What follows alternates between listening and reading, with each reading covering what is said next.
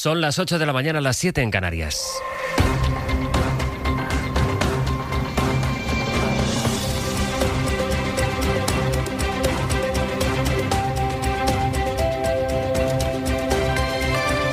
En la cadena SER,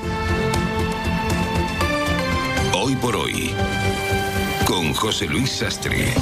Hola, buenos días y feliz 1 de mayo. Hoy es día de reivindicación, también es día festivo, puente para muchísima gente, al que vamos a llegar todavía con los efectos del inédito apagón que vivimos el lunes y del que 2 días después, y por primera vez, dio su versión aquí en Hoy por Hoy la presidenta de Red Eléctrica, que se llama Beatriz Corredor. A día de hoy no va a volver a ocurrir porque hemos aprendido, ya sabemos que el sistema tiene que valorar que hay cosas que el N-1 y los sistemas de seguridad quizá tengan que plantear, pero a día de hoy no va a volver a ocurrir porque tenemos todas las medidas. No va a volver a ocurrir a día de hoy. Corredor sigue defendiendo que el sistema eléctrico español es uno de los mejores y dice que lo del lunes no puede volver a pasar, aunque también dice que el riesgo cero no existe.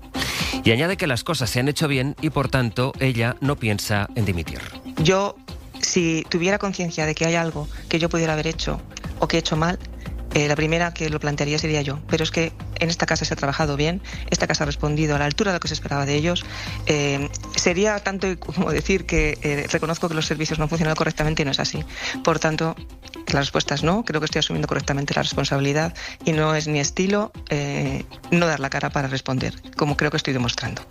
Aunque hay algo que ya 3 días después, o ya era 3 días de aquello, sigue siendo la pregunta del millón. ¿Por qué pasó lo que pasó? Sabemos la causa, pero la tenemos más o menos localizada. Lo que pasa es que son millones de datos, porque ten en cuenta que se reciben señales cada milisegundo. Sabemos la causa y la tenemos más o menos localizada. Esa sigue siendo la gran pregunta. ¿Qué pasó? No más o menos, sino ¿qué pasó? Porque la causa parece que está localizada, pero sin más concreciones de lo que ahora escuchaban que dijo ayer Beatriz Corredor. Red Eléctrica, la empresa que ella preside, apuntó en principio a una pérdida de energía fotovoltaica, la que llega a través de las placas solares, aunque Corredor defendía ayer también a las energías renovables. Antes de que el debate acabe girando del todo, quizá ya estamos, 3 días después ya estamos en ese punto, entre quienes defienden a las renovables y quienes defienden a la energía nuclear, a la que Pedro Sánchez llegó a calificar como un problema, no como una solución. En fin, vamos a ir tratando de ordenar todas las reacciones a partir de este testimonio que ayer pudimos escuchar a las 10 aquí en directo de Beatriz Corredor. Guillermo Lerma, buenos días. ¿Qué tal? Buenos días, Sastre. El gobierno que ha empezado a recabar los datos de las compañías y que defiende a la exministra socialista Beatriz Corredor. Sí, la Moncloa reconoce que el martes hubo cierta descoordinación con la empresa que preside la exministra socialista. Se mandaron mensajes contradictorios y echaron en falta una respuesta más clara sobre qué provocó el apagón. Pero aún así, en el Ejecutivo respaldan la gestión de Red Eléctrica, sobre todo, decía la vicepresidenta Jensen, por su trabajo en la recuperación del sistema eléctrico en tiempo récord. Quiero poner de manifiesto desde el principio el trabajo de Red Eléctrica, de todo su equipo, de la presidenta y los técnicos, ha sido extraordinario y por eso pudimos contar con el restablecimiento del suministro.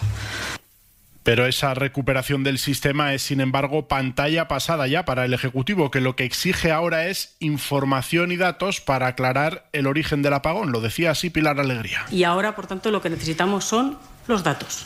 Y lo que queremos es tener y conocer toda la información y tener esos datos certeros. Ayer por la tarde empezaron a llegar a la Moncloa esos datos, los primeros informes de los operadores. Ha quedado constituido el comité que va a investigar el origen del apagón, así que en la Moncloa se detecta una actitud más colaborativa por parte de los operadores eléctricos desde el encuentro que mantuvo el martes por la tarde el presidente del Gobierno con los representantes de esas empresas. Te escucho en el abierto, Guilla. Hasta luego. Hasta luego. Les decía que la gran pregunta sigue siendo ¿qué es exactamente lo que pasó? Y en el camino se va polarizando el debate, ahora entre renovables y nucleares, hasta el punto de que el PP condiciona el apoyo que pueda dar al decreto contra los aranceles de Donald Trump a que se alargue la vida de estas centrales. Ayer se volvieron a reunir el ministro Carlos Cuerpo y el responsable económico del PP, que es Juan Bravo. Información de José Coello. ¿Qué tal? Buenos días. Aprovechando el apagón, el PP ha visto en la energía nuclear un argumento inmejorable no solo para recordar su vieja reivindicación de mantenerla, también para dar carpetazo a la negociación sobre el decreto para combatir los aranceles. Porque ya antes del suceso del lunes exigían alargar su vida útil para dar su apoyo al decreto. Y ayer, después de la reunión de Carlos Cuerpo con Juan Bravo, los puentes se han roto. La energía nuclear que ya defendimos desde septiembre del año 2022, repito, como un elemento que asegura el suministro de energía eléctrica, y hemos visto elementos, y en segundo lugar también asegura una estabilidad en el precio. El portavoz económico del PP considera que si no incorporan esta propuesta, así como bajadas fiscales, no hay nada que negociar con el gobierno. Nosotros, si después de 23 días lo que encontramos es a una propuesta de acuerdo el no, entendemos que se han acabado las negociaciones. Desde Moncloa ven la nuclear como un problema y descartan alargar su vida útil. Y si bien Economía se abre a aceptar alguna propuesta, no será ni esta ni las bajadas de impuestos que los populares piden y que han hecho que el posible consenso haya saltado por los aires a solo una semana de votarse el decreto. Parecía, en efecto, como dice Josu, que se abría esa oportunidad a un consenso. Al menos había una negociación, y la hay hasta ayer mismo por la tarde, entre el PP y el Gobierno para hacer frente a los aranceles de Donald Trump, que sin embargo ahora queda de nuevo en suspenso, condicionado por parte del PP a que el Gobierno alargue la vida de las nucleares, porque ya les digo que el debate en torno al apagón se está volviendo ya en torno a renovables o nucleares. Luego en el abierto entraremos también en el detalle, por cierto, del Congreso del PP Europeo que se ha celebrado en Valencia, se cerró ayer, fue de 2 días. Feijóo compartió al final foto con Carlos Mazón, que pide, de esta manera que ahora escucharán, explicaciones. Esto lo pide Mazón, pide explicaciones, Mazón, al Gobierno por la gestión del apagón del lunes. Muy bien, trabajando mucho, como siempre. Muy contentos de poder influir en las decisiones que tiene que tomar Europa y la Unión Europea, porque aquí necesitamos la ayuda europea. Y gracias al Partido Popular Europeo está más cerca la reacción europea, porque, en fin, otros no están dando la respuesta que deberían. Nada más y muchas gracias. Nada más y muchas gracias, de verdad. Salgo de viaje. Gracias. Hasta luego. Otros no están dando la respuesta que deberían. Carlos Mazón. Había 2 comunidades, las 2 del PP, Madrid y Extremadura, que saben que no habían pedido todavía bajar el nivel de emergencia, con lo que era todavía Interior quien seguía al frente de la gestión por la caída del suministro. Finalmente lo han pedido ya. Javier Bañuelos. ¿Qué tal? Buenos días. Sí, se acabó el pulso y se impone el sentido común. Madrid y Extremadura han recuperado ya la gestión de sus propias emergencias. El ministro del Interior, Fernando Grande Marlaska, a última hora de la tarde de ayer, dejaba sin efecto esta declaración de emergencia de interés nacional en estas 2 regiones después de que sus propios gobiernos hayan confirmado con información precisa que sus servicios públicos funcionaban ya con plena normalidad, igual que los mecanismos de protección civil. Interior infiere que en base a esa información ya no se dan las circunstancias para mantener el nivel 3 de la emergencia. De hecho, en este momento solo Aragón mantiene activado el nivel 2 de su propio plan de protección civil. Ese nivel, recordemos, es el que les habilita para solicitar cualquier recurso al Estado con los que hacer frente a las consecuencias del apagón. Apagón que seguirá siendo el gran asunto de este 1 de mayo, del que hablaremos aquí en Hoy por Hoy con los líderes sindicales de este país. Van a estar aquí a las 9, Unai Sordo y Pepe Álvarez, a los que podremos preguntar por las consecuencias del colapso energético del lunes, pero también por la otra gran noticia económica que conocimos ayer a última hora. Competencia ha autorizado la OPA del BBVA sobre el Banco Sabadell. Jordi Fábrega, hola de nuevo. Hola, buenos días. El organismo regulador autoriza esta OPA, pero pone unas condiciones que al final, Jordi, en última instancia, quien va a tener que validar es el Gobierno.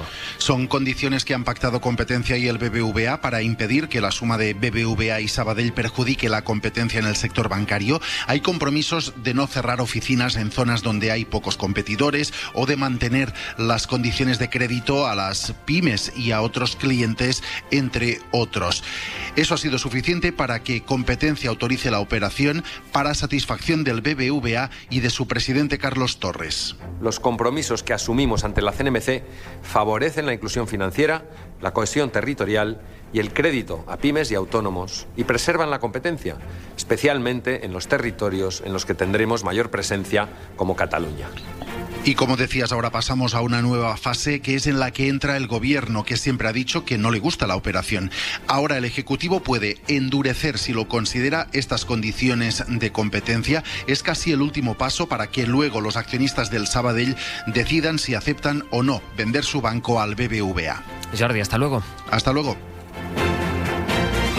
Preguntaremos a los sindicatos por los efectos que una OPA así podría tener en los puestos de trabajo de la banca, pero no solo, y abordaremos con ellos cuáles son las urgencias del mercado laboral español, que tiene en la temporalidad uno de sus puntos débiles y que espera que pueda llegar a implementarse la reducción de la jornada laboral. Estefanía Salvatierra. España llega al 1 de mayo con mucho que celebrar, pero también con mucho por hacer. Si empezamos por lo bueno, la Seguridad Social cuenta con 21.300.000 cotizantes, una de sus mejores marcas y el viento sopla a su favor, porque en primavera el mercado laboral concentra los mayores incrementos de afiliación del año.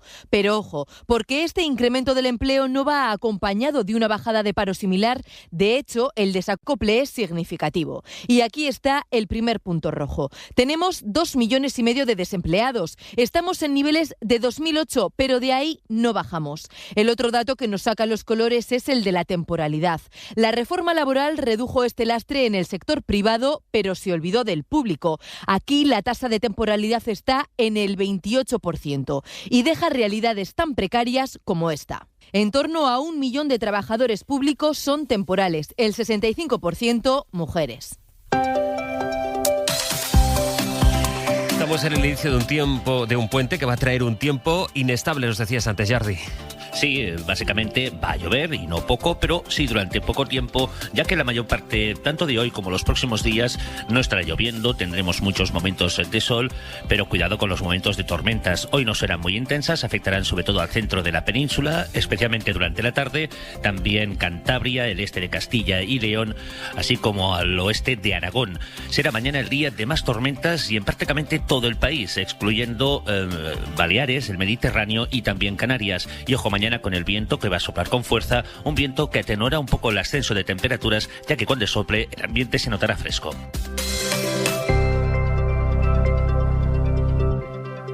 Las ofertas solo 3 días en Frescos duran eso, solo 3 días. Por eso son tan buenas. Y salen todos los martes y viernes. Y hay que estar atento para llevarse, por ejemplo, y solo hasta el jueves, un manojo de espárragos verdes de Huertas Españolas de 300 gramos por solo 1,99 euros. En tienda web y app. Supercore, Hipercore y Supermercado El Corte Inglés. ¿Qué necesitas hoy? Precios válidos en Península y Baleares. Hemos preguntado a nuestros jugadores cómo serán las loterías de la 11 dentro de 100 años. El Eurojackpot se jugará en todo el sistema solar. Plutón también. ¿Es del sistema solar? Sí, creo. Pues entonces sí. En Plutón un día son 6,4 días terrestres. Allí mi día se llamará mi 6,4 días, ¿no? Por mucho que cambien las loterías de la 11, habrá algo que seguirá igual, que cada vez que juegues harás que miles de personas con discapacidad tengan una vida mejor. 11, ahora y siempre, bien jugado. Juega responsablemente y solo si eres mayor de edad. Dormir poco, ir corriendo a todos los sitios, sobrecarga de trabajo, atascos todos los días. ¿Te suena? Ante el estrés, Zenflore. Probiótico de eficacia demostrada que alivia los síntomas del estrés como alteraciones de sueño, ansiedad, irritabilidad, mejora la concentración y energía. Zenflore, de Farmasierra Laboratorios. En la cadena SER, Hoy por Hoy, con José Luis Sastre. 8:12, 7:12 en Canarias. No hay noticia de la tregua entre Ucrania y Rusia, para la que Trump dio 2 semanas. De momento, y después de la foto que vimos en Roma, de aquella reunión entre Trump y Zelensky en el funeral del Papa, Estados Unidos ha cerrado el acuerdo con Ucrania para explotar sus minerales, o sea, las llamadas tierras raras. Nicolás Castellano, buenos días. ¿Qué tal? Buenos días, José Luis. Es, Nico, lo que venía buscando Trump desde el principio, lo ha conseguido al final. Lo que está por ver es si esto acaba implicando más presión para Putin, a quien la verdad que sigue tratando Trump en sus declaraciones mucho mejor de lo que trata Zelensky. Sí, pues de momento Putin ha respondido, José Luis, lanzando una lluvia de drones sobre Odessa y sobre Kiev, a la misma vez que se anunciaba este acuerdo entre Trump y Zelensky. Moscú lanzaba ese enjambre de estos dispositivos no tripulados que en su mayoría han sido interceptados por las baterías antiaéreas ucranianas. Este acuerdo sobre los recursos minerales críticos, que incluye también el gas natural, estaba listo para firmarse desde febrero, cuando Trump y Vance humillaron a Zelensky en el despacho Oval, y durante estos meses ha sido el único as en la manga que tenía el presidente ucraniano para presionar a Donald Trump de cara a esta posible negociación con Rusia. Trump ha insistido esta madrugada en que se trata de recuperar la inversión que su país ha hecho en armas en la guerra de Ucrania. Aún está por concretarse cómo se va a desarrollar este acuerdo, que en su borrador previo tenía 3.500 palabras, que se crea un fondo de recuperación para Ucrania a cambio de que Estados Unidos explote el 50% de los minerales que surgen de las llamadas tierras raras. En todo caso, cambia el paso de la hostilidad, como tú decías, de Trump hacia Ucrania hasta ahora. La siguiente jugada en el tablero, José Luis, llegará en la madrugada del próximo jueves, cuando Putin ha anunciado una tregua unilateral de 3 días por el desfile de la victoria. En el 80 aniversario de la victoria rusa sobre los nazis, Putin prepara una escena simbólica con al menos 19 líderes que esperan en la Plaza Roja para apoyar al líder ruso, aunque hay temor en el Kremlin a una posible boicot en forma de drones desde Kiev, que también prepara, por cierto, su foto ese mismo día con líderes europeos. Nico, gracias. Hasta luego. Lo que de momento ha quedado comprobado ya es que las medidas de Trump han contraído la economía de los Estados Unidos. Washington, Sara Canals. Sí, la economía economía estadounidense se ha contraído por primera vez en 3 años, concretamente una caída del 0,3% en este primer trimestre, según cifras del propio gobierno, datos a los que Donald Trump ha intentado restar importancia, recurriendo a una de sus tácticas más habituales, culpar a su predecesor, Joe Biden. Asegura que estos datos no tienen nada que ver con los aranceles, que él tomó posesión a finales de enero y que para ver prosperidad habrá que tener paciencia. Y no solo eso, en su reunión de gabinete de ayer, rodeado de todos los miembros de su gobierno, abordó la preocupación creciente por la subida de precios y la posible escasez de productos, diciendo que no pasa nada si los niños este año tienen menos juguetes. Planteando la hipótesis de que quizás se tengan que conformar con 2 muñecas en vez de 30 ante las risas de todo su equipo. En fin, son y cuarto. De accionistas de BBVA para accionistas de Banco Sabadell. Asunto: un banco que suma. Como empresario que estás en la fábrica, lo ves bien, o sea, ves que el flujo que va a haber de crédito a las pequeñas sería mayor que el actual. Exacto. La unión permitiría contar con una capacidad adicional de 5.000 millones de euros al año para financiar a empresas y familias. La oferta pública de adquisición está sujeta a la autorización de la CNMV. Una vez autorizada, el folleto estará disponible en cnmv.es, en bbva.com, en las sedes de BBVA y Banco Sabadell, en la CNMV y en las sociedades rectoras de las bolsas de valores. Más información en el 800 080 032 o en bbva.com. Avanzamos. BBVA. Llega la primavera y es que no puedo ni con mi alma. ¿Será astenia? Seguro. Yo en esta época siempre tomo Astenolit, porque Astenolit con solo una toma al día lo notarás. Además, Astenolit son solo 12 días. Ya sabes, Astenia, Astenolit de Laboratorios ERN. Con Don Simón llega el verano. Tinto de verano, Don Simón. Bébete el verano, qué calor. Tinto de verano, Don Simón. Qué refrescante, qué sabor. Es tu momento, Don Simón. Hoy por hoy, con José Luis Sastre. Ha ingresado en prisión el matrimonio alemán detenido por supuestamente mantener encerrados en condiciones insalubres a sus 3 hijos, que son 2 gemelos de 8 años y otro hermano mayor de 10 años. Además de la gran cantidad de basura que había, a los agentes les llamó mucho la atención la cantidad de medicamentos que acumulaban. Desde Asturias, Pablo Canga. Y sobre esa acumulación de medicamentos, la policía local, que fue el primer cuerpo en intervenir para rescatar a los niños, aventura que quizá tenga que ver con otro factor que podría arrojar algo de luz sobre un comportamiento por ahora inexplicable. Se lucubra que estos 2 ciudadanos alemanes de familia acomodada padecían algo llamado síndrome COVID o ya post-COVID y que tenían miedo a salir a la calle y a enfermar. Por eso sus hijos no salían siquiera al jardín e incluso usaban varias mascarillas una encima de la otra en el interior de la casa. Lo que no parece compatible con esa obsesión es la suciedad y la basura acumulada en el domicilio que describía el comisario jefe de la policía local de Oviedo. Llama la atención es el almacenamiento de medicamentos. Llama la atención de toda la investigación. Bueno, llama la atención y va más allá, porque el tema de la higiene y salubridad es algo más que llamar la atención. Es un motivo de intervención. De momento, las explicaciones de los padres no les han servido para convencer a la jueza instructora, que ayer les envió a prisión ante los indicios de violencia doméstica, maltrato psicológico y retención ilegal de los menores. Los niños están bajo tutela del Gobierno del Principado y se evalúa ahora mismo su estado físico y las posibles secuelas psicológicas de este encierro. El Tribunal de Cuentas ha multado a Vox por financiación irregular. La multa, que no es la primera que impone este organismo a este partido, es de más de 800.000 euros por recibir donaciones en efectivo y sin identificar durante 3 años. Ha dicho el partido de Abascal que piensa recurrirla. Sara Selva. ¿Qué tal? Buenos días. Entiende el Tribunal de Cuentas que Vox ha estado 3 ejercicios, 2018, 2019 y 2020, ingresando donaciones que no cumplen con la ley. Más de 300.000 euros en total que Vox ingresaba a través de sus mesas informativas. Ahí había artículos de merchandising, pero también unas huchas en las que los simpatizantes podían introducir dinero. Cree el tribunal que esto es una infracción muy grave y le multa con 860.000 euros, una cuantía muy elevada comparada con otras sanciones a otros partidos políticos. No es la primera vez que el Tribunal de Cuentas multa a Vox. Ya lo hizo el año pasado con más de 200.000 euros por una infracción similar. Vox ya ha anunciado que va a recurrir la multa al Supremo porque la considera injusta. Y todo esto se suma además a la investigación por financiación irregular que abrió la Fiscalía Anticorrupción a raíz de una denuncia del PSOE. Y el Ministerio de Transportes ha respondido después de que el juez del Supremo le pidiera que informara sobre el pago de de €500.000 a José Luis Ábalos de dietas y rentas exentas de impuestos. Asegura el Ministerio que eran gastos de viajes oficiales de toda la delegación del Ministerio, no gastos solo de José Luis Ábalos. En 10 minutos el abierto. Hoy con Josep Ramoneda, Estefanía Molina y Javier Aroca. Así llegamos a las 8:20 de la mañana, ahora son las 7:20 en Canarias.